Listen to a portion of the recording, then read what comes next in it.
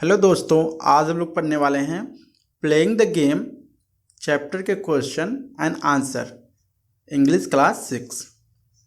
तो आइए स्टार्ट करते हैं इस चैप्टर को। सबसे पहले हम लोग स्टार्ट करेंगे रीड एंड आंसर। जो पहला क्वेश्चन है इसमें पूछा जा रहा है कि how many times the word game appear in this graphic story. यानी जो वर्ड गेम है वह इस ग्राफिक स्टोरी में कितनी बार आया या कितनी बार अपीयर हुआ। तो इसके जो आंसर है वो यहाँ पे देख सकते हैं 4 टाइम्स। ठीक है, आपको लिखने हैं ओनली 4 टाइम्स। ओके, ठीक है। बात करते हैं लेसन 2 की, क्वेश्चन 2 की। क्वेश्चन 2 यहाँ पे पूछ रहा है कि does the author think it is important to be fair? If yes then pick up the line where this is set in this graphic story.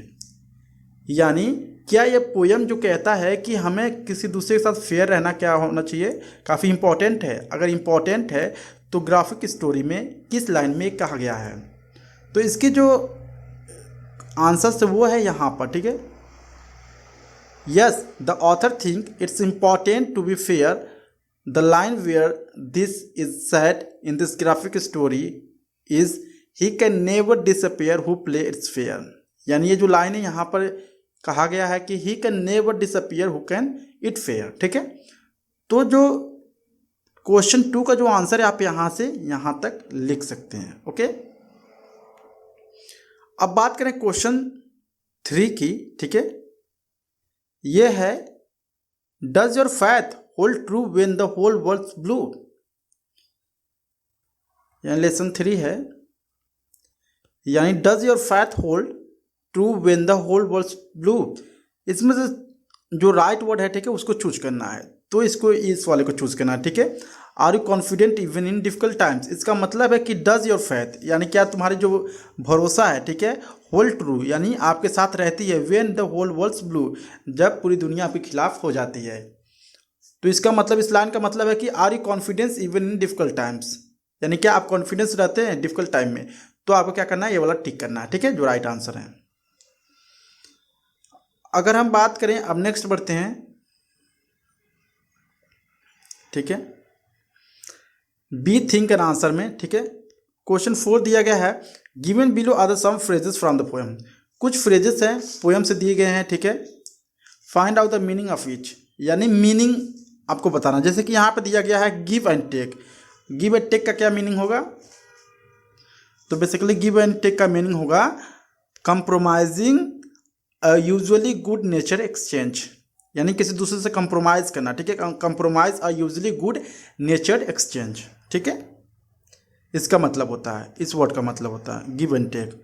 B है to complain and give up.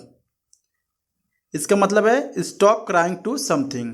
To complain and give up यानी आप क्या करते हो, किसी भी चीज़ के बारे में या उसको पाने के जीत करते हो। ठीक है, और कभी क्या होता है आपके साथ, उसको छोड़ देते हो जीत करना। तो इसका मतलब है स्टॉप क्राइंग टू समथिंग, यानी आप बंद कर देते हो किसी भी चीज़ पर मरने के लिए या किसी भी चीज़ को चाहने के लिए छोड़ देते हो उसको। ठीक है, तो इसका ये मतलब है डू और डाई। डू और डाई का मतलब क्या होता है?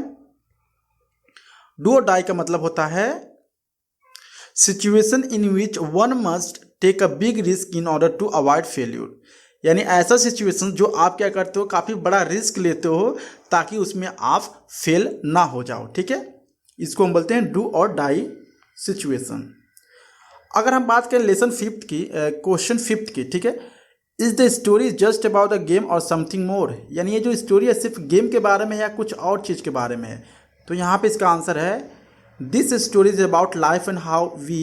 यानी ये क्या है, ये इसमें बताया गया कि ये जो स्टोरी है वो लाइफ के बारे में और हम लोग किस तरह से इस लाइफ को जीते हैं।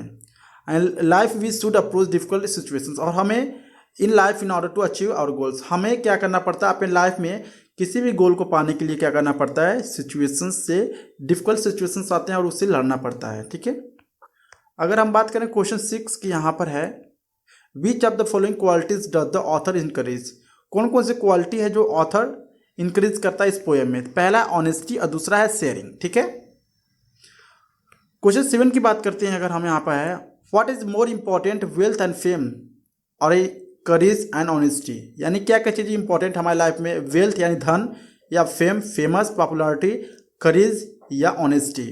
तो इसका जो आंसर है 7 का वो यहाँ पर है तो यहाँ पे पोएम कह रहे हैं courage and honesty is more important than wealth and fame. Wealth और फेम से ज़्यादा जो इंपॉर्टेंट है वो है करेज और ऑनेस्टी। ठीक है, अगर हम बात करें लास्ट क्वेश्चन की, जो वो है write 2 lines about your cherished goal. अपने गोल के बारे में 2 लाइन बताइए। ठीक है, तो क्या गोल तो क्या होता है, किसी का अलग अलग होता है सबका, लेकिन यहाँ पर क्या है मैं बता दे रहा हूँ। My goal is to be renowned guitarist. ठीक है, I will work hard to achieve it and make my parents proud. यानी ये कह रहा है कि मेरा जो गोल है वो मुझे गिटारिस्ट बनना है और मैं इसके लिए काफ़ी मेहनत करूँगा अपने माता पिता को प्राउड करने के लिए। ठीक है, ये आंसर है। आप इस आंसर को चेंज कर सकते हो या वेरी मतलब चेंज भी हो सकता है, क्योंकि हर एक इंसान का जो गोल है वो अलग अलग होता है। ठीक है, तो क्या कर सकते हो, इसको चेंज कर सकते हो उस क्वेश्चन को। तो आई होप आपको ये वीडियो अच्छा लगा होगा। अगर अच्छा लगा please like and subscribe my channel. Thank you so much.